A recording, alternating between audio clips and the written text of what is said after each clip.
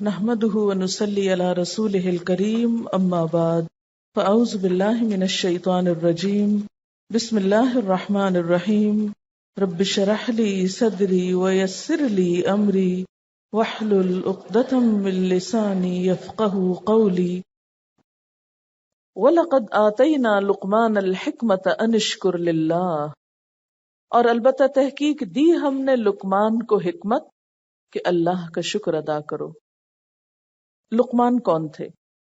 اللہ کے ایک نیک بندے جنہیں اللہ تعالیٰ نے حکمت اور عقل و فہم سے نوازا تھا، بصیرت عطا کی تھی۔ ان سے کسی نے پوچھا کہ تمہیں یہ فہم و شعور کیسے حاصل ہوا؟ تو انہوں نے فرمایا راست بازی اور امانت کے اختیار کرنے اور بے فائدہ باتوں سے اجتناب اور خاموشی کی وجہ سے۔ تو گویا ان کی حکمت کا راز کیا تھا کہ وہ فضول باتوں سے بچتے تھے۔ ان کی حکمت و دانش کا ایک واقعہ بیان کیا جاتا ہے۔ کہتے ہیں کہ غلام تھے، ان کے آقا نے کہا کہ بکری ذبح کرو اور اس کے سب سے بہترین 2 حصے لے آؤ نکال کر۔ چنانچہ وہ دل اور زبان نکال کے لے آئے۔ پھر کچھ روز بعد ان کے آقا نے کہا کہ بکری ذبح کرو اور اس کے سب سے بدترین حصے نکال کے لاؤ، تو دوبارہ دل اور زبان نکال لائے۔ تو اس نے پوچھا کہ تم اچھی چیزیں بھی انہی کو بتاتے ہو اور بری چیزیں بھی انہی کو؟ تو اس نے کہا کہ ہاں، اگر یہ 2 چیزیں درست ہو جائیں تو سب کچھ درست ہو جاتا ہے، اور اگر یہ 2 چیزیں بگڑ جائیں تو ہر چیز بگڑ جاتی۔ حضرت لقمان کے بارے میں تفسیری روایات میں بہت اختلاف پایا جاتا ہے کہ ان کی اصل کیا تھی۔ کہتے ہیں کہ یہ حبشہ یا مصر کے رہنے والے تھے، پھر شام میں سکونت اختیار کر لی، حضرت داؤد علیہ السلام کا زمانہ پایا۔ بعض نے ان کو نبی بھی بتایا ہے، لیکن اکثریت نے اس سے اختلاف کیا ہے۔ بہرحال وہ جو بھی تھے، قرآن ان کو حکیم و دانا انسان کے طور پر متعارف کرتا ہے۔ اور دوسری بات یہ کہ ان کی شخصیت عربوں کے ہاں بہت مشہور تھی۔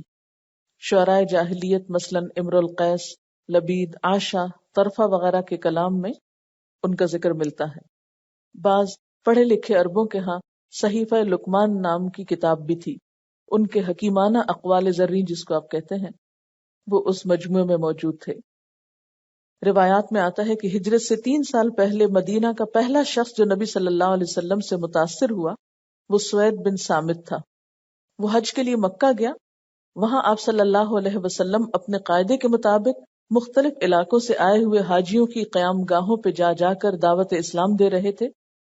تو اتنے میں سوید نے آپ صلی اللہ علیہ وسلم کی بات سنی، اور جو باتیں آپ پیش کر رہے تھے اس سے بہت متاثر ہوئے اور کہنے لگے کہ میرے پاس بھی ایک چیز ہے جو آپ کی باتوں سے ملتی جلتی ہے۔ آپ نے پوچھا کہ وہ کیا ہے؟ تو اس نے کہا کہ مجلہ لقمان، یعنی لقمان کی نصیحتوں پر مبنی ایک مجلہ یا کتاب ہے۔ اس پر آپ صلی اللہ علیہ وسلم نے اس کی چند باتیں سنی، لیکن آپ نے اس کے مقابلے میں قرآن پاک کا کچھ حصہ پڑھ کر سنایا تو سوید نے اس کا اعتراف کیا کہ ہاں فی الواقع قرآن جو ہے وہ مجلہ لقمان سے بھی بڑھ کر بہترین چیز ہے۔ یہ بھی سیرت ابن ہشام کا واقعہ ہے۔ آپ دیکھیے کہ سورۃ لقمان کا پچھلی سورت سے کیا تعلق ہے۔ سورۃ روم میں بار بار دین فطرت کی بات کی گئی کہ یہ دین جس کی طرف محمد صلی اللہ علیہ وسلم بلا رہے ہیں، یہ تمہاری اپنی باتیں، تمہاری فطرت ان کا تقاضا کرتی ہے، اس کی ضرورت ہے۔ اور دیکھو کہ جو لوگ بھی فطرت سے قریب تھے، ہاں وہ نبی نہیں بھی تھے، محض دانا اور حکیم تھے، انہوں نے بھی ایسی اچھی باتیں کہیں۔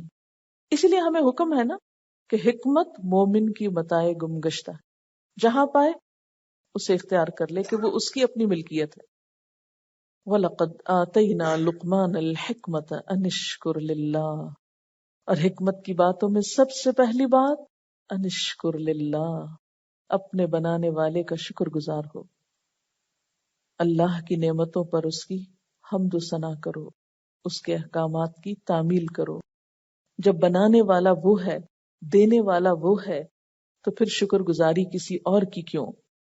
وَمَن يَشْكُرْ، اور جس نے شکر ادا کیا، جو شکر گزار ہوگا، فَإِنَّمَا يَشْكُرُ لِنَفْسِهِ، تو وہ شکر ادا کرے گا اپنی ہی ذات کے لیے، اس کے شکر کا فائدہ اسی کو ہوگا۔ وَمَن كَفَرَ، اور جس نے ناشکری کی، فَإِنَّ اللَّهَ غَنِيٌّ حَمِيدٌ، تو بے شک اللہ تعالی بے نیاز ہے، تعریف والا ہے۔ یعنی اگر کوئی اس کی تعریف، حمد و ثنا، شکر ادا نہیں بھی کرتا تو بھی وہ لوگوں کی تعریف سے بالکل بے نیاز ہے، وہ تو اپنی ذات میں آپ محمود ہے، اور جو کفر کرتا ہے اس کا یہ کفر کرنا خود اس کے اپنے ہی لیے نقصان دہ ہے، اور جو شکر کرتا ہے تو اس کی شکر گزاری اسی کے لیے فائدہ مند ہے۔ وَإِذْ قَالَ لُقْمَانُ لِابْنِهِ، اور جب لقمان نے اپنے بیٹے سے کہا۔ اب بیٹے کا ذکر یہاں خاص طور پر کیوں ہے؟ کیونکہ انسان اپنے بچوں کے لیے سب سے بڑھ کر خیر خواہ ہوتا ہے۔ کوئی بھی والدین ایسے نہیں ہوتے جو اپنے بچوں کو کوئی بری بات بتائیں یا کوئی غلط نصیحت کریں۔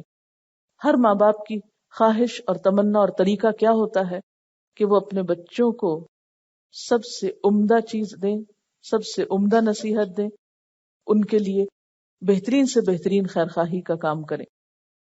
تو اس لیے ان کے بیٹے کا ذکر ہے کہ اس نے اپنے بیٹے کو یہ نصیحتیں کی تھی۔ وَهُوَ يَعِظُهُ، اور وہ اپنے بیٹے کو نصیحت کر رہا تھا۔ یا بنیا، اے میرے بچے، لا تشرک باللہ، اللہ کے ساتھ شریک نہ ٹھہرانا۔ یعنی کوئی باپ اپنے بیٹے کے ساتھ زیادتی نہیں کر سکتا، اس کو تو دھوکہ نہیں دے سکتا، اس کے ساتھ تو خیر خواہی ہی کرے گا۔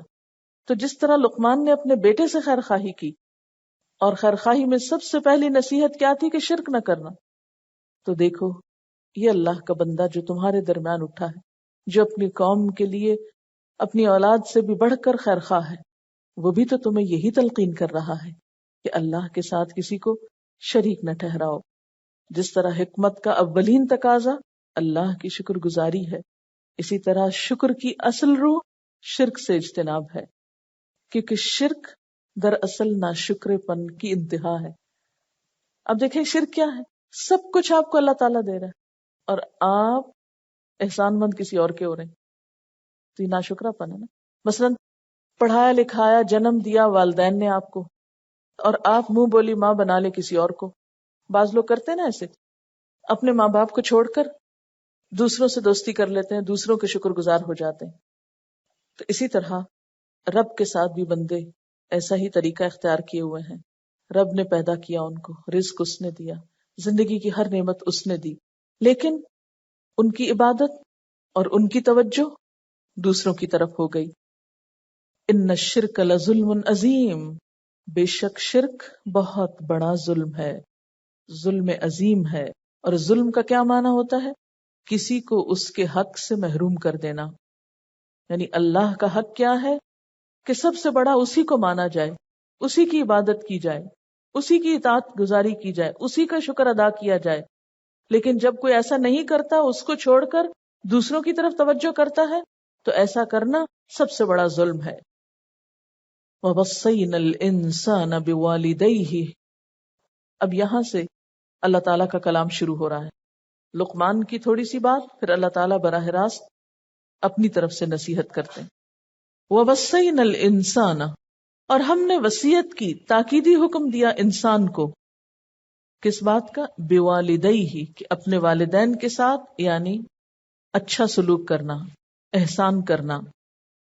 حَمَلَتْهُ أُمُّهُ وَهْنًا عَلَى وَهْنٍ، اس کی ماں نے اس کو کمزوری پر کمزوری اٹھا کر پیٹ میں رکھا، مشقت پہ مشقت اٹھا کے، ذوف پہ ذوف اٹھا کے۔ وہن کس کو کہتے ہیں؟ کمزوری کو۔ یعنی ماں کو جب حمل ٹھہرتا ہے تو بچہ تو دن بدن بڑھنا شروع کر دیتا ہے، اس کی تو گروتھ شروع ہو جاتی ہے، اور ماں دن بدن کمزور ہونے لگتی ہے، کیونکہ ماں کے خون پہ وہ پلتا ہے، ماں کی غذا سے وہ غذا لیتا ہے۔ ماں کے اندر آپ دیکھیں بچے کی پیدائش کے دوران کس کس قسم کی ڈیفیشنسیز ہو جاتی ہیں، کیلشیم کی کمی ہو جاتی ہے، انیمک ہو جاتی ہے، مائع خون کی کمی ہو جاتی ہے، ویسے کمزوری ہو جاتی ہے۔ جو جو بوجھ بڑھتا ہے، ماں تکلیف پہ تکلیف اٹھاتی ہے، مشقت پہ مشقت کرتی ہے۔ اسی لیے والدین کے ساتھ احسان کے فوراً بعد خصوصاً ماں کی بات کی گئی کہ ماں کا حق زیادہ ہے۔ جیسے کہ ایک حدیث میں آتا ہے کہ ایک شخص نے آپ صلی اللہ علیہ وسلم سے آ کر پوچھا کہ میرے سب سے اچھے سلوک کا مستحق کون ہے؟ تو آپ نے فرمایا تمہاری ماں۔ اس نے پھر پوچھا، آپ نے فرمایا تمہاری ماں۔ اس نے پھر پوچھا تو آپ نے فرمایا تمہاری ماں۔ چوتھی دفعہ جب پوچھا تو فرمایا تمہارا باپ۔ یعنی ماں کا درجہ باپ کے مقابلے میں بھی 3 گنا زیادہ ہے، کیونکہ ماں بچے کے لیے باپ کے مقابلے میں زیادہ تکلیف اٹھاتی. تو جو جس چیز میں جتنی محنت کرتا ہے، جتنی مشقت کرتا ہے، اس کا اجر و ثواب اتنا ہی زیادہ ہو جاتا ہے. تو ماں کا درجہ کیوں زیادہ ہے؟ کیونکہ وہ بچے کو جنم دینے سے پہلے بھی تکلیفیں اٹھاتی ہے. اور یہاں وہن کا لفظ ہے. وہن کا معنی ہوتا ہے ضعف، کمزوری، سستی. ابتدا میں بھی پریگنینسی کے ماں کمزوری کا شکار ہوتی ہے. بسا اوقات وہ خود کھا پی نہیں سکتی، کھایا پیا اگل دیتی ہے، جس سے مزید کمزوری لاحق ہو جاتی ہے. اور جو جو بچے کا بوجھ بڑھتا ہے، بچے کی غذا بڑھتی ہے، بچے کی ضروریات بڑھتی ہیں، وہ سب کچھ وہ ماں ہی سے لیتا ہے. کوئی اور بیرونی ذریعہ نہیں ہوتا اس تک غذا پہنچانے کا یا اس کی ضروریات پوری کرنے کا. لہذا ماں کا درجہ اور ماں کا رتبہ زیادہ ہے کہ اس نے تکلیف پر تکلیف اٹھا کر بچے کو پیٹ میں اٹھایا. وَفِصَالُهُ فِي عَامَيْنِ، اور اس کا دودھ چھڑانا 2 سال میں پورا ہوا. اس سے یہ بات لازم نہیں آتی کہ 2 سال ضروری ہے دودھ پلایا جانا، کیونکہ دوسری جگہ پر آپ پڑھ چکے ہیں کہ وَالْوَالِدَاتُ يُرْضِعْنَ أَوْلَادَهُنَّ حَوْلَيْنِ كَامِلَيْنِ لِمَنْ أَرَادَ أَنْ يُتِمَّ الرَّضَاعَةَ، کہ مائیں اپنے بچے کو دودھ پلائیں. کتنا؟ 2 سال. لمن اراد ان یتم الرضاعہ، اس کے لیے جو ارادہ کرے کہ رضاعت کی مدت پوری کرے. تو اس سے کیا پتہ چلتا ہے کہ مدت رضاعت 2 سال سے زیادہ نہیں ہے. انشکر لی، اب یہ انشکر لی کس کے ساتھ جا رہا ہے؟ ووصینا الانسان بوالدیہ. کیسا معاملہ؟ انشکر لی ولوالدیک، کہ شکر گزار رہو میرے اور اپنے والدین کے. یہاں پھر والدین کا ذکر آ گیا. تو حسن سلوک میں والدین کے ساتھ سب سے پہلی چیز کیا آتی ہے؟ شکر گزاری. اور شکر دل کے احساسات کا نام ہے، کیونکہ حسن سلوک ہو ہی نہیں سکتا جب تک کہ دل میں جذبات اچھے نہ ہو ماں باپ کے لیے. اگر دل میں ان کے لیے بھلائی ہوگی، خیر کی بات ہوگی، محبت ہوگی، شکر گزاری کے جذبات ہوں گے، تو عمل خود بخود درست ہوتا جائے گا.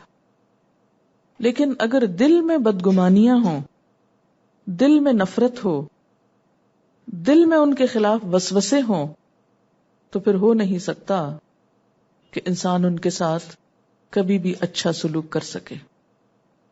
ہمارے معاشرتی اقدار میں جہاں اور بہت سی چیزوں میں فرق آیا ہے، وہاں اولاد اور والدین کے باہم سلوک میں بھی بہت فرق آ گیا ہے. پہلے بچے ماں باپ سے ڈرا کرتے تھے، اب ماں باپ بچوں سے ڈرتے ہیں. پہلے بچے کوشش کرتے تھے کہ ماں باپ ہم سے خوش رہیں، اب ماں باپ اس کوشش میں لگے ہوتے ہیں کہ بچے کسی طرح راضی رہیں، وہ ناراض نہ ہوں. پہلے بچے ضرورت کے لیے ماں باپ کی طرف رجوع کرتے تھے، اب ماں باپ کھانا لے لے کے پیچھے بھاگتے ہیں کہ یہ کھا لیں اور ان کی ضروریات پوری ہو جائیں. کیونکہ ہر چیز فطرت سے ہٹ گئی نا، سب سائیکل الٹے چل پڑے. تو اسی لیے یہ ترتیب بھی بدل گئی. اللہ تعالیٰ اولاد کی ذمہ داری بتاتے ہیں کہ میرے لیے اور اپنے والدین کے لیے شکر گزار رہو. اس سے آپ اندازہ لگائیں کہ والدین کو کہاں رکھا گیا. اللہ تعالیٰ والدین کا حق کس جگہ رکھ کے بتا رہے، جہاں اپنا حق رکھا. انشکر لی ولوالدیک. اس سے کیا پتہ چلتا ہے کہ والدین کی خوشی میں اللہ تعالیٰ کی خوشی ہے اور والدین کی ناراضگی میں اللہ تعالیٰ کی ناراضگی ہے. انشکر لی ولوالدیک. شکر گزاری کب آتی ہے؟ شکر گزاری کس طرح پیدا کی جا سکتی ہے؟ یعنی اس کے احساسات دل میں کب اٹھتے ہیں کسی کے لیے بھی؟ جب انسان اس کا احسان مانے. جب احسان ہی نہ مانے تو شکر گزاری کیوں آئے گی؟ میں نے آپ کو شکر کے بارے میں وہ مثال دی تھی کہ آپ بیٹھے ہیں، لکھ رہے ہیں، آپ کا قلم سوکھ گیا ہے، کوئی شخص آپ کی مدد کرتا ہے، آپ کے دل میں جو کیفیت پیدا ہوتی ہے اس احسان کے جواب میں، اس کا نام شکر گزاری ہے. اور شکر کا اظہار پھر آپ کیسے کرتے ہیں؟ سب سے پہلے یعنی دل میں اچھا جانتے ہیں کہ یہ اچھا شخص ہے، پھر زبان سے شکریہ بولتے ہیں، پھر دوسروں کے پاس جا کر اچھے الفاظ میں ذکر کرتے ہیں، پھر جب اس کو کوئی تکلیف پہنچتی ہے تو آپ فوراً پہنچتے ہیں اس کی مدد کے لیے. یہ ہے شکر ادا کرنا. جب کسی کا احسان مانا ہی نہ جائے تو شکر گزاری نہیں آ سکتی. احسان ماننے کے لیے اللہ تعالیٰ نے انسان کو سب سے پہلے اپنی اصلیت کی طرف لوٹایا. دیکھو تم دنیا میں آئے کس طرح، کہاں سے آئے، کس نے تم کو جنم دیا، کس نے تمہارے لیے سب سے زیادہ تکلیفیں اٹھائیں، تمہارے اس وجود کو بننے میں کس نے اپنا آپ گلایا، کہ ماں کا خون پیتا ہے بچہ، کس نے تمہیں اپنا خون پلا کے پرورش دی. اس کے ساتھ زیادتی کرتے ہو، اس کی بات نہیں مانو گے، اس کو ناراض کرو گے تو رب کبھی راضی ہو نہیں سکتا. ماں ظالم ہو سکتی ہے، کیئر لیس ہو سکتی ہے، کچھ بھی کرے، باقی ساری زندگی میں اگر وہ کوئی حق بھی ادا نہیں کرتی تو صرف ایک یہ حق جو اس نے ادا کر دیا، وہنن علی وہنن کا، یہی کافی ہے احسان ماننے کے لیے. کیونکہ عموماً بچے کیا کرتے ہیں، جب ان کو یہ نصیحت کی جائے کہ والدین کے ساتھ اچھا سلوک کرو تو وہ شکایتوں کی پٹاری کھول کے بیٹھ جاتے ہیں. ہمارے ماں باپ ایسے ہیں، وہ ہم کو پوچھتے نہیں، وہ ہم کو کچھ دیتے نہیں، وہ بہت سارے شکوے شکایات، وہ دوسرے بہن بھائیوں کو زیادہ ترجیح دیتے ہیں، ہم ان کی نگاہ میں کوئی اہمیت نہیں رکھتے، بہت سی چیزیں. یہ سب باتیں بعد کی ہیں. اللہ تعالیٰ بنیادی احسان یاد کرا رہے ہیں. ٹھیک ہے سب شکایتیں درست ہیں، لیکن پھر بھی احسان کرنا ہوگا. کیوں؟ پھر بھی شکر گزار ہونا ہوگا، اس لیے کہ وہ تمہاری پیدائش کا سبب بنے. جنم دینے کی جو تکلیف ہے وہی ناقابل بیان اور ناقابل ذکر ہے کہ وہ کس قدر ہے. ایک دفعہ کسی ڈاکٹر سے میری بات ہو رہی تھی تو میں نے ایک سوال کیا کہ کس طرح ہم اس تکلیف کو بطور مثال پیش کر سکتے ہیں. کہنے لگی کہ ہارٹ اٹیک کی پین سب سے زیادہ ہوتی ہے، لیکن بچے کی ولادت کی درد اس سے بھی زیادہ ہوتی ہے. یعنی ماں جس تکلیف سے گزرتی ہے، عام طور پر پیریڈز کی پین کو 10 سے ملٹیپلائی کر لیں. یعنی جن کو ایکسپیرینس ہو چکا سو ہو چکا، جن کو نہیں ہوا، کیونکہ جب انسان خود ماں بن جاتا ہے تو قدرتی طور پر ماں باپ کی کچھ نہ کچھ قدر آنے لگتی ہے، لیکن جب تک خود ماں نہیں بنتا تو قدر بھی نہیں آتی. چونکہ یہاں اس وہن کی بات کی گئی، اس لیے نوجوان نسل عام طور پر ماں باپ کو وہ عزت اور وہ مقام نہیں دیتی، تو اس تکلیف کا تھوڑا سا احساس کر لے کہ جو ماں نے اپنی جان پہ کھیل کے، کیونکہ آپ کو معلوم ہے کہ بچے کی ولادت میں ہر ماں کی جان کو خطرہ ہوتا ہے، یعنی وہ اپنی جان کو رسک میں ڈال کر بچے کو جنم دیتی ہے، کیونکہ بے شمار عورتیں اس موقع پر اپنی جان سے ہاتھ دھو بیٹھتی ہیں. اس سے بڑی قربانی کوئی ہو سکتی ہے کہ جو اپنی جان کو داؤ پہ لگا کے، اپنے جسم کی ضرورت کو قربان کر کے دوسرے کی زندگی کا سبب بنے، ذریعہ بنے. وہ اگر ساری زندگی بھی ظلم ڈھائے تو جواب میں اس کے ساتھ برا نہیں کیا جا سکتا. کہاں یہ کہ چھوٹی چھوٹی باتوں کو بہانہ بنا کے ماں باپ کی نافرمانی کرنا اور ان کے سامنے بگڑنا. اور یہ یاد رکھیں کہ ماں باپ کی نافرمانی ایسا گناہ ہے، ان کو ستانا ایسا گناہ ہے کہ جس کی سزا انسان کو دنیا میں ملتی ہے، انسان بھاگ نہیں سکتا. کچھ گناہ ایسے ہیں کہ جن کی سزا آخرت میں ہوگی، لیکن ماں باپ کی نافرمانی کی سزا دنیا میں ہی کسی نہ کسی شکل میں مل جاتی ہے انسان کو، تاکہ انسان دوسروں کے لیے نمونہ عبرت بنے. اور ایسے کئی ایک واقعات آپ اپنی زندگی میں دائیں بائیں خود دیکھ سکتے ہیں کہ اچھے اچھے لوگوں کو میں نے دیکھا ہے کہ جنہوں نے ماں باپ کو ستایا ان کے ساتھ کیا گزری. کیونکہ آگے آپ پڑھیں گے کہ انسان جب کوئی گناہ کرتا ہے نا تو کس طرح اللہ تعالیٰ اس کو پکڑتا ہے. انشکر لی ولوالدیک، کہ میرا شکر ادا کرو اور اپنے والدین کا شکریہ ادا کرو. الی المصیر، میری طرف لوٹنا ہے، میری طرف پلٹنا ہے، واپسی میری طرف ہے کہ اگر یہ کام نہ کیا تو میں تمہیں پوچھوں گا. اب دیکھیے کتنی زیادہ حکمت کی بات ہے نا کہ بیٹے کو یا بچے کو اللہ سے تو جوڑ رہا ہے، اس کا حق تو بتا رہا ہے، لیکن اپنے حق کو براہ راست نہیں بتا رہا۔ ایسے محسنین کو کیا اللہ تعالیٰ یوں ہی چھوڑ دیں گے؟ اللہ تعالیٰ نے اس کی بات کو روک کر بیچ میں اپنی بات ایڈ کی کہ ہم نے انسان کو ماں باپ کے ساتھ اچھا سلوک کرنے کی تاکید کی ہے۔ اب آپ دیکھیے کہ یہاں اللہ تعالیٰ نے اپنے لیے شکر گزار ہونے کے ساتھ ہی والدین کے لیے شکر گزار ہونے کا حکم دیا، اور یہ شرک نہیں ہے۔ اس روز میں نے آپ کو حدیث سنائی تھی نا کہ ایک شخص آیا اور کہنے لگا کہ جو اللہ چاہے اور جو آپ چاہیں، تو آپ نے فرمایا تم نے مجھے اللہ کا شریک بنا دیا، جعلتنی للہ ندن۔ تو مشیت میں تو ماں باپ کو شریک نہیں ٹھہرا سکتے کہ جو اللہ کا حکم اور جو آپ کا حکم نہیں، جو اللہ کا حکم، ماں باپ کا حکم اللہ کے حکم کے تابع ہوگا، اس کے مطابق ہوگا تو ٹھیک ہے، اور اگر نہیں تو نہیں۔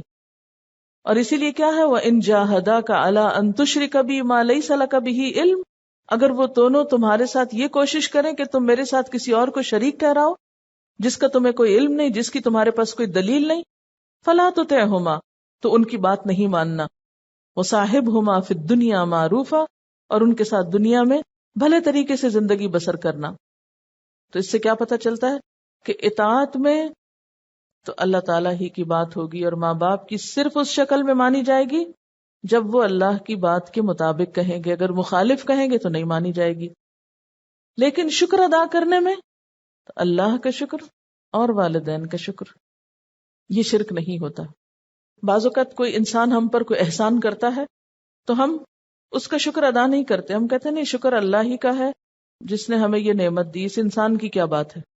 یہ رویہ درست نہیں، یہ رویہ دین نے نہیں سکھایا، کیونکہ یہ رویہ میں نے دین پڑھے ہوئے لوگوں میں دیکھا ہے، اور یہ ناسمجھی اور لا علمی پر مبنی ہے کہ اللہ کا شکر تو ادا کریں گے، بندوں کا نہیں۔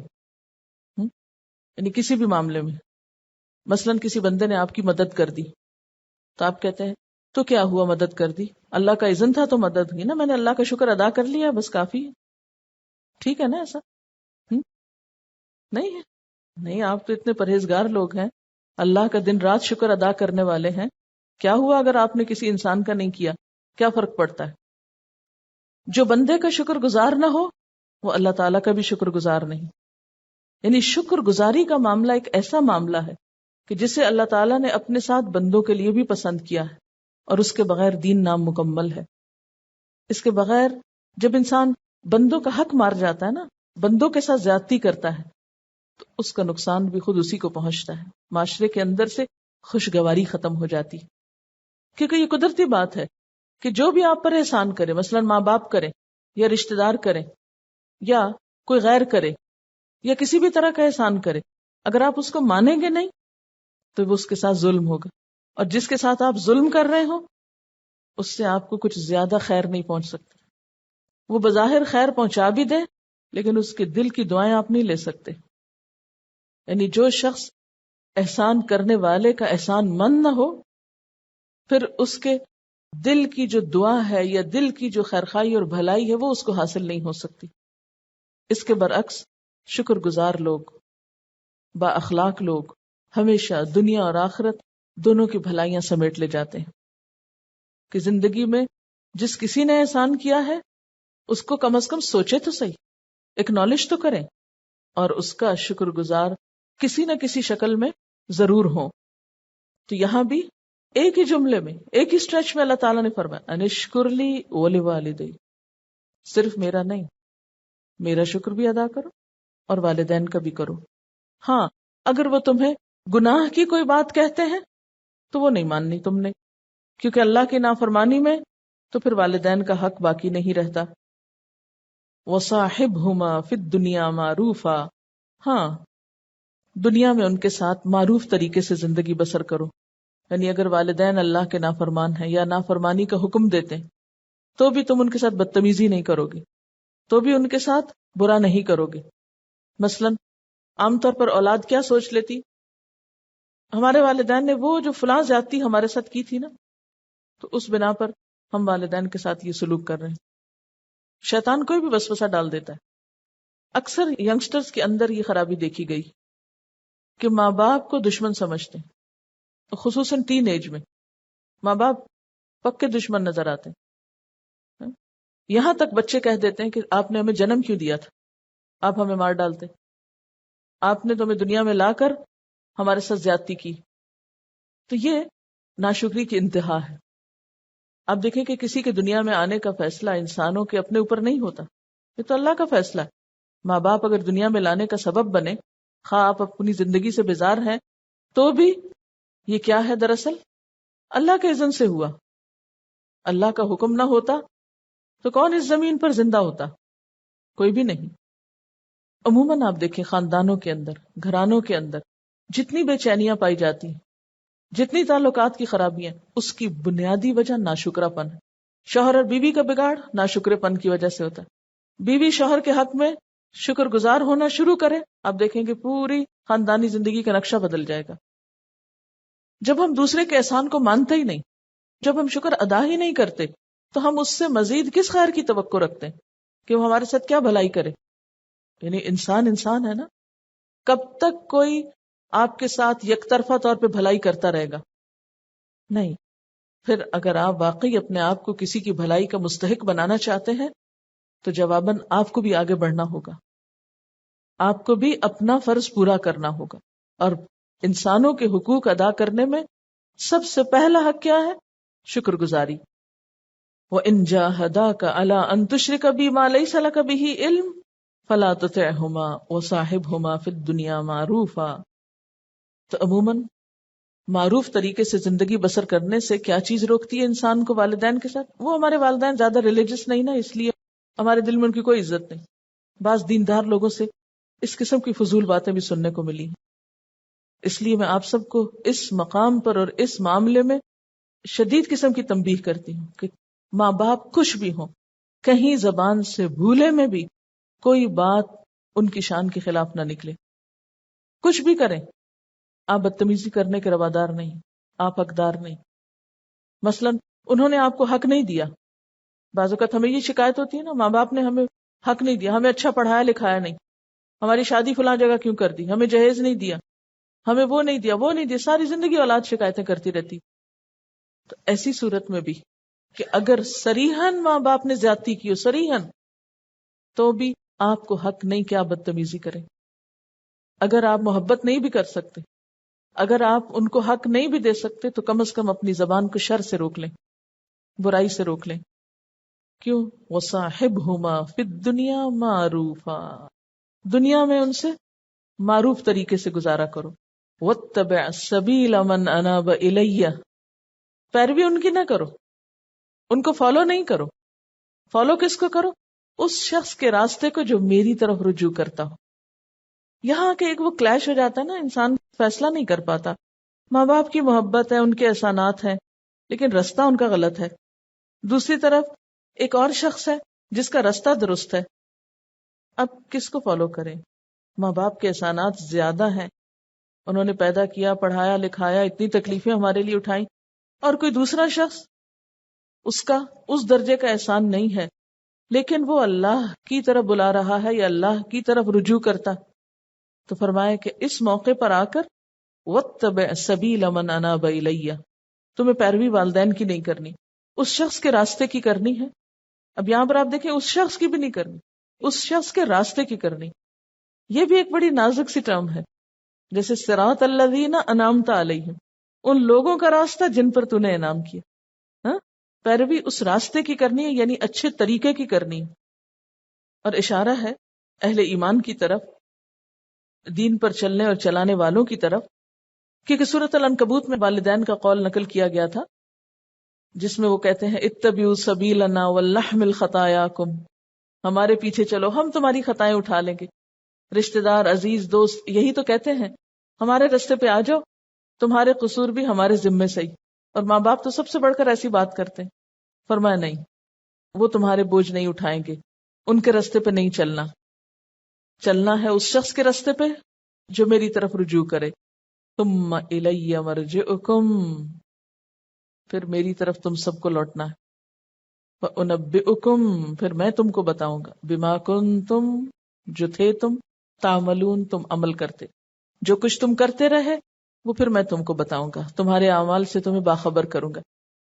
اچھا، اس ڈائلیما کا شکار آپ تو نہیں کبھی ہوئے؟ اس کانفلکٹ کا، اس کشمکش کا، اس پریشانی کا جو اس آیت میں بیان ہوئی ہے؟ ماں باپ کچھ کہتے ہیں، دین کے تقاضے کچھ اور ہیں. کوئی ایسی مشکل تو نہیں آپ کی زندگی میں؟ چلے الحمدللہ، اللہ نے آپ کو ہر مشکل سے بچایا ہوا. کیسے نہیں ہے؟ یہ تو ہوتی ہے، تھوڑی یا زیادہ ہر شخص کی زندگی میں ہوتی ہے. ہاں؟ اور بعض اوقات ماں باپ نہیں ہوتے، کوئی اور بڑے ہوتے، شوہر ہو سکتا ہے، سسرال ہو سکتے ہیں، معاشرہ ہو سکتا ہے، کوئی بھی. تو یہ تو کہیں بھی ہو سکتی ہے پریشانی. ایک ادھر کھینچ رہا ہے، ایک ادھر کھینچ رہا ہے، انسان بیچ میں کھڑا ہے. اچھا ادھر جاؤں یا ادھر جاؤں؟ ادھر جاتی ہوں تو یہ اور یہ دنیا کے فائدے حاصل ہوں گے، ادھر جاتی ہوں تو دنیا ساری جاتی. ہاں آخرت تو پھر آئے گی تو دیکھی جائے گی، وہ اللہ غفور رحیم. ابھی تو اس کی سنو، اس کی مانو جس سے جلدی ملنے والے فائدے حاصل ہوں، اور یہاں آ کر انسان پھسلتا ہے. لیکن قرآن کیا بتاتا ہے؟ وَاتَّبِعْ السَّبِيلَ مَنْ أَنَابَ إِلَيَّ، کلیئر ڈائریکشن دے رہا ہے، واضح. ان کی عزت، احترام، عقیدت، سب کچھ، خدمت، شکر گزاری، ان پہ مال خرچ کرنا، ان کے سارے حقوق ادا کرنا، لیکن ایک کام نہیں کرنا، اور وہ ہے ان کے راستے کی پیروی. وہ نہیں کرنا. پیروی اس کی کرنی ہے، بات اس کی ماننی ہے جو اللہ کی طرف بلا رہا ہے. اب دیکھیں کہ یہ چونکہ جذبات کا معاملہ ہوتا ہے نا، اور ماں باپ سے ہر بچے کو محبت ہوتی ہے نا، یہاں کے انسان کے لیے فیصلہ کرنا بڑا مشکل ہو جاتا ہے. یہ ایک طرح کی ایموشنل بلیک میلنگ بھی ہوتی ہے نا. ماں کے 2 آنسو دیکھے، اب کیا کریں، پاؤں پکڑ لیے انہوں نے. موڈ آف دیکھا شوہر کا، اب کیا کریں، چھوڑیں اللہ کا حکم، پھر کبھی صحیح. تو انسان کو پھر ڈیسیژن لینا بڑا مشکل ہو جاتا ہے. کروں تو کروں کیا، کدھر جاؤں؟ پھر ہم ایسے جملے بولتے ہیں افسانوی، سب کچھ کر سکتے ہیں، ماں باپ کو ناراض نہیں کر سکتے، ساری دنیا چھوڑ سکتے ہیں، شوہر کو ناراض نہیں کر سکتے. لیکن بات یہی ہے کہ یہیں تو آ کے امتحان ہے. ٹھیک ہے، دنیا کے کسی حق میں کمی نہ کریں، ہر طرح خوش رکھیں، ہر چیز میں اطاعت کریں، بس جہاں دین کی بات آ جائے وہاں فرم ہو جائیں. لیکن یہ فرمنس بہت کم لوگوں کو نصیب ہوتی ہے. اور پھر آس پاس والے بھی دیکھ دکھا کے کیا مشورے دینے لگتے ہیں. یہ ان کا دین سکھاتا ہے ان کو، ماں باپ کے ساتھ ایسا ہی سلوک کرو، انہیں ناراض کرو. پھر ہر کوئی تانے دے رہا ہوتا ہے، اور انسان پریشان اٹھتا ہے کہ واقعی میں ہی غلط ہوں شاید. اور اس کا پھر دین کے کام میں، دین کے رستے پہ چلنے میں دل ہی نہیں لگتا. وہ کہتا میں تو کچھ ٹھیک کر ہی نہیں رہا، یہ سب میرا تو قبول ہی کوئی نہیں، ماں ناراض ہے کیا قبول ہوگا، اور پھر سب چھوڑ بیٹھتا ہے. تو بہت کلیئر انسٹرکشن ہے، صاحب ہما فی الدنیا معروفا واتبع سبیل من اناب الیہ ثم الیہ مرجعکم. کیوں اس رستے پہ چلو؟ اس لیے کہ میری طرف آنا ہے نا تم کو. کب تک ماں باپ کے ساتھ لگے رہو گے؟ کب تک دنیا کے گھر بسائے رکھو گے؟ الیہ مرجعکم، واپسی میری طرف ہے. فانبئکم، میں نے تم کو بتانا ہے، بما کنتم تعملون، جو کچھ تم عمل کر کے آئے. اس لیے اس معاملے میں جو بھی امتحان آئے بڑا ہی نازک امتحان ہوتا ہے. انسان ساری دنیا سے ٹکر لے لیتا ہے، سب کی مخالفتیں سہ لیتا ہے، پتھر بھی کھا لیتا ہے، گھر والوں کے آگے ٹوٹ جاتا ہے، اور نفرتوں کی مار سہ لیتا ہے، محبتوں کی مار نہیں سہ سکتا. فَأُنَبِّئُكُمْ بِمَا كُنْتُمْ تَعْمَلُونَ، میں تم کو بتاؤں گا جو کچھ تم کرتے رہے ہو. تمہارا سارا اعمال نامہ کھول کر رکھ دوں گا.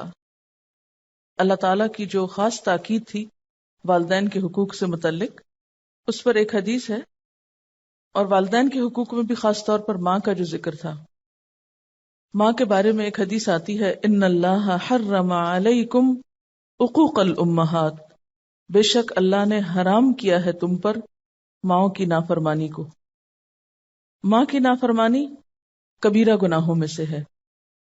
والدین کی نافرمانی کے بارے میں ایک عمومی حدیث آپ پہلے بھی پڑھ چکے ہیں کہ والدین کی نافرمانی ان گناہوں میں سے ہے جس کی سزا انسان کو دنیا میں بھی مل جاتی ہے. اس سلسلے کی ایک اور حدیث ہے، صحیح مسلم کی روایت ہے. حضرت ابو ہریرہ رضی اللہ تعالی عنہ کہتے ہیں کہ آپ صلی اللہ علیہ وسلم نے فرمایا، 3 بچوں کے سوا کسی نے پنگھوڑے میں کلام نہیں کیا. یعنی بچپن میں بالکل جب بچہ بچہ ہوتا ہے اور کوئی بامانہ کلام نہیں کر سکتا، اس وقت 3 لوگوں نے کلام کیا، عیسیٰ ابن مریم علیہ السلام اور صاحب جریج. صاحب جریج اس کو کیوں کہا جا رہا ہے؟ کیونکہ جو جریب سے منسوب ہے یا جریج کے واقعے سے متعلق جس کا قصہ ہے، وہ قصہ کچھ یوں ہے کہ جریج ایک عابد انسان تھا، یعنی بہت نیک، پرہیزگار، بزرگ، عبادت گزار، جس نے ایک عبادت خانہ بنا رکھا تھا. ایک دن اس کی ماں آئی اور وہ نماز پڑھ رہا تھا.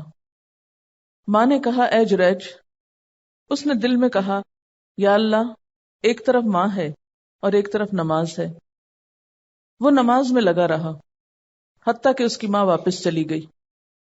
دوسرے دن پھر اس کی ماں آئی اور پکارا اے جریج. اس نے دل میں کہا یا اللہ، ایک طرف ماں ہے اور ایک طرف نماز، اور وہ نماز میں ہی لگا رہا. اب ماں کے منہ سے بد دعا نکل گئی. کہنے لگی یا اللہ، اسے موت نہ دینا جب تک یہ کسی بدکار عورت کا منہ نہ دیکھ لے. بنی اسرائیل میں جریج اور اس کی عبادت کا چرچا ہونے لگا، یعنی بہت مشہور ہو گیا اپنی عبادت کی وجہ سے.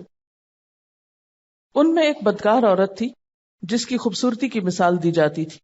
وہ کہنے لگی اگر تم چاہتے ہو تو میں اس کو پھنساؤں، یعنی بڑا عبادت گزار بنتا ہے، میں اسے اپنے دام میں پھنساتی ہوں، یعنی اس کا جو چرچا ہے یا اس کی جو شہرت ہے اسے نقصان پہنچاؤں گی. چنانچہ اس نے اپنے آپ کو جریج پر پیش کیا، یعنی گئی اور اس کو کہا کہ تم میرے ساتھ برا عمل کرو، لیکن وہ اس کی طرف متوجہ نہ ہوا. پھر وہ ایک چرواہے کے پاس گئی جو اس کے عبادت خانے کے پاس ٹھہرا ہوا تھا، اور اس نے اپنے آپ کو اس کے حوالے کیا. چنانچہ وہ عورت اس چرواہے سے حاملہ ہوئی. پھر جب بچہ پیدا ہوا تو کہنے لگی یہ جریج کا بچہ ہے، یعنی اس عبادت گزار انسان کے نام منسوب کر دیا. لوگوں نے جب سنا تو بہت غصے میں آئے، اسے عبادت خانے سے نکالا اور اسے گرا دیا اور اس کی پٹائی کرنے لگے، کیونکہ عام طور پر لوگ ایسی خبروں کے بارے میں تحقیق نہیں کرتے، سنتے ہی ایموشنل ہو جاتے ہیں اور فوراً ہی ری ایکشن شو کرتے ہیں. جریج نے پوچھا کوئی بات تو بتاؤ، یعنی تم مجھے اس طرح کیوں مار رہے ہو؟ وہ لوگ کہنے لگے تو نے اس فاحشہ سے زنا کیا ہے اور اب تو اس کا بچہ بھی پیدا ہو چکا ہے. جریج نے کہا وہ بچہ کہاں ہے؟ لوگ بچہ لے آئے تو جریج نے کہا ذرا ٹھہرو، میں نماز پڑھ لوں. پھر وہ نماز سے فارغ ہو کر بچے کے پاس آئے اور اس کے پیٹ میں کچوکا دیا اور کہا بچے بتاؤ تمہارا باپ کون ہے؟ بچہ بول اٹھا فلاں چرواہا ہے. پھر تو لوگ جریج کے پاس آ کر اسے چومنے لگے، کہنے لگے کہ ہم تمہارے لیے سونے کا عبادت خانہ بنا دیتے ہیں. جریج نے کہا کہ نہیں، بس ایسا ہی مٹی کا بنا دو، کیونکہ انہوں نے اس کا گھر بھی گرا دیا. چنانچہ انہوں نے عبادت خانہ بنایا. تیسرا بچہ جس نے کلام کیا، بنی اسرائیل میں ایک عورت جو اپنے بچے کو دودھ پلا رہی تھی، ادھر سے ایک نہایت خوش وضع سوار گزرا. وہ عورت اس سوار کو دیکھ کر کہنے لگی یا اللہ، میرے بچے کو اس سوار جیسا بنا. بچے نے ماں کا دودھ چھوڑ کر کہا یا اللہ مجھے ایسا نہ بنانا. پھر وہ دودھ پینے لگا. پھر وہاں سے ایک لونڈی گزری جسے لوگ مارتے جا رہے تھے. وہ عورت کہنے لگی یا اللہ، میرے بیٹے کو ایسا نہ بنانا. بچے نے دودھ پینا چھوڑا اور بول اٹھا یا اللہ مجھے ایسا ہی بنانا. میں نے اپنے بچے سے کہا کہ تو ایسا کیوں کہہ رہا ہے؟ بچے نے کہا وہ سوار تو ظالم لوگوں سے تعلق رکھتا ہے اور ظالم ہے، اور اس لونڈی کے متعلق لوگ کہتے ہیں کہ اس نے چوری کی اور زنا کیا، حالانکہ اس نے کچھ بھی نہیں کیا. بہرحال یہاں پر اس واقعے کو سنانے کا مقصد یہ ہے کہ ماں کی نافرمانی اگر کوئی عبادت گزار یا نیک شخص بھی کرتا ہے تو اس کو بھی دنیا میں سزا مل سکتی ہے. ماں کا دل توڑنا، ماں کو تکلیف پہنچانا، ماں کی بات نہ ماننا جبکہ وہ جائز بات ہو، کبیرہ گناہوں میں سے بھی بڑا گناہ ہے. اس کی وجہ کیا ہے؟ اس کی وجہ جیسا کہ قرآن پاک میں آتی ہے حملتہ امہ وہنا علی وہن وفصالہ فی عامین ان اشکر لی ولوالدیک الی المصیر، کہ ماں باپ کے مقابلے میں بچے کی پیدائش میں اور اس کو پروان چڑھانے میں مسلسل تکلیف سے گزرتی ہے. وہ اسے اپنا خون جگر پلاتی، وہ اس کے لیے راتیں جاگتی، وہ اس کی نجاست صاف کرتی، وہ اس کی بیماری پر، اس کے دکھ پر دکھی ہوتی، اور یہ دکھ اور یہ احساس اور یہ تکلیف ماں کے علاوہ کوئی دوسرا محسوس نہیں کر سکتا، اس لیے اس کا اجر اور اس کا مقام اور مرتبہ بھی بڑا رکھا گیا۔ اس واقعے سے آپ نے اور کیا سیکھا ہے؟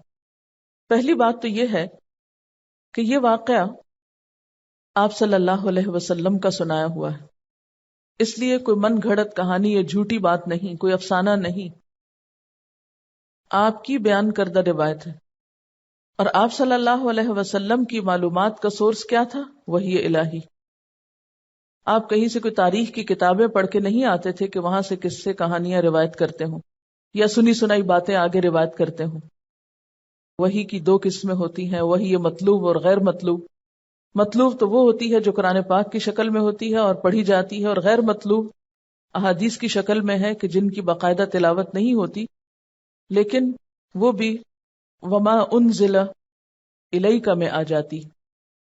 یعنی احادیث میں ایسی جو باتیں ہیں جو پچھلے ادوار سے متعلق ہیں، جیسے انبیاء علیہ السلام کے قصے تو اللہ تعالیٰ نے خود قرآن پاک میں بیان کر دیے، اور ان کے بارے میں آتا ہے وما کنت لدیہم، آپ وہاں موجود نہ تھے جب ایسا ہو رہا تھا ویسا ہو رہا تھا۔ مثلا حضرت موسیٰ علیہ السلام جب مدین میں تھے، وما کنت لدیہم، اور جب حضرت مریم کے بارے میں جھگڑا ہو رہا تھا ایہم یکفل مریم، اور اسی طرح اور واقعات کے بارے میں بھی۔ تو اسی طرح جب یہ واقعہ ہو رہا تھا تو آپ صلی اللہ علیہ وسلم تو وہاں موجود نہیں تھے، تو پھر آپ کو یہ خبر کس نے دی؟ یہ وحی الہی کے ذریعے ہی ایسی خبریں آپ تک پہنچی ہیں۔ اس لیے واقعے کی درستی اور واقعے کی سچائی کے بارے میں کوئی شک نہیں۔ حدیث بیان بھی کی ہے صحیح مسلم نے۔ ایک بات تو یہ جان لیں تاکہ واقعے کو محض ایک قصہ کہانی سمجھ کے ٹال نہ دیں۔ دوسری بات کیا پتہ چلتی؟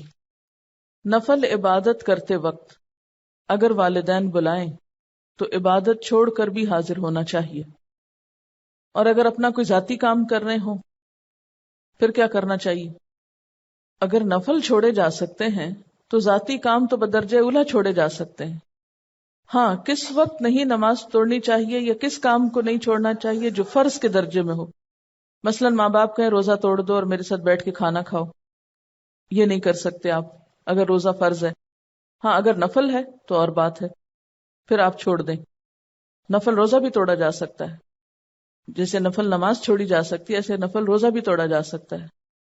اسی طرح جریج عبادت گزار تھے، جب ان پر پریشانی آئی، لوگوں نے ان کو برا بھلا کہا، تو انہوں نے اس پریشانی میں مدد کس سے مانگی؟ اللہ تعالیٰ سے۔ کس طریقے پر؟ وَاسْتَعِینُوا بِالصَّبْرِ وَالصَّلَاةِ کے طریقے پر۔ ہم پر جب پریشانی آتی ہے تو ہم کیا کرتے ہیں؟ لوگوں کی طرف رجوع کرتے ہیں، شاید کوئی ہمارے مسئلے کا حل بتا دے، لیکن جب تک اللہ مشکل آسان نہ کرے کوئی انسان کچھ نہیں کر سکتا۔ بعض اوقات ایسا ہوتا ہے نا کہ ماں وقتی طور پر ایک بات پہ ناراض ہوتی، تھوڑی دیر کے بعد کہتی چلو کوئی نہیں کر لو۔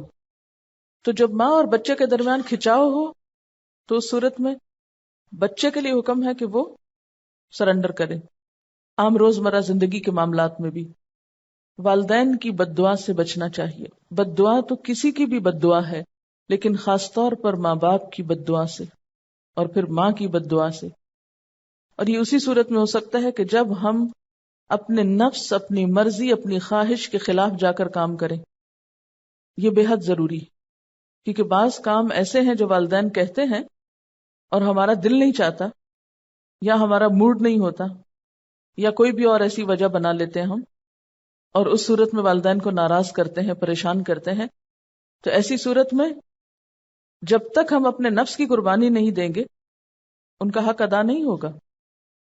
وَإِن جَاهَدَاكَ عَلَىٰ أَن تُشْرِكَ بِي مَا لَيْسَ لَكَ بِهِ عِلْمٌ فَلَا تُطِعْهُمَا لیکن وَصَاحِبْهُمَا فِي الدُّنْيَا مَعْرُوفًا، والدین اگر گناہ کرنے کا حکم دے جس میں بہت بڑا گناہ قطع رحمی ہے، رشتوں کو کاٹنے کا، یا کسی کے ساتھ ظلم کرنے کا، یا بچوں کی ماں کو گھر سے نکالنے کا، ایسے حالات میں پھر فَلَا تُطِعْهُمَا ان کی بات تو نہیں مانی جائے گی، لیکن نہ ماننے کا طریقہ کیا ہے؟ وَصَاحِبْهُمَا فِي الدُّنْيَا مَعْرُوفًا، معروف طریقے سے، احسن طریقے سے، اچھی طرح، بھلی طرح ان کے ساتھ بگڑ کے نہیں، اکڑ کے نہیں، ناراضگی کا اظہار کر کے نہیں، اور یہ کہہ کے نہیں کہ نہیں یہ آپ بہت زیادتی کر رہے ہیں، یعنی اس موقع پر بھی بدتمیزی کا طریقہ نہیں اختیار کیا جائے گا، بلکہ خاموشی کے ساتھ اور احسن طریقے سے اس کا کوئی حل نکالا جائے گا۔ ان کا سوال یہ ہے کہ اگر کوئی شخص اپنی گزشتہ زندگی میں ایسا کر چکا ہے اور والدین حیات بھی نہیں تو کیا کرے؟ ان کے لیے بخشش کی دعا کرے، نمبر 1۔ نمبر 2، ان کی طرف سے صدقہ خیرات کرے، یعنی ان کو ثواب پہنچانے کے لیے کوئی نیک عمل کرے۔ جن سے وہ محبت کرتے تھے، جو ان کے دوست ہیں یا ان کے رشتہ دار ہیں، ان کے ساتھ حسن سلوک کرے۔ یہ چیز بھی ان گناہوں کا کفارہ ہو سکتی ہے۔ جیسے ایک شخص آپ صلی اللہ علیہ وسلم کے پاس آیا اور اس نے اسی قسم کا مسئلہ بتایا تو آپ نے فرمایا کہ تمہاری خالہ زندہ ہے، جاؤ اس کے ساتھ حسن سلوک کرو، یعنی ماں نہیں مثلاً تو ماں کی بہن کے ساتھ اچھا سلوک کرو، تو وہ اچھا سلوک جو رشتہ دار کے ساتھ ہوگا، ماں کی بہن یا کسی اور رشتے کے ساتھ، تو وہ بھی اس گناہ کا کفارہ بنے گا۔ عملی طور پر بھی ازالہ کرنا ہوگا۔ اس میں شکر گزاری کا حکم ملا ہے کہ ہمیں ان کا شکر گزار ہونا ہے۔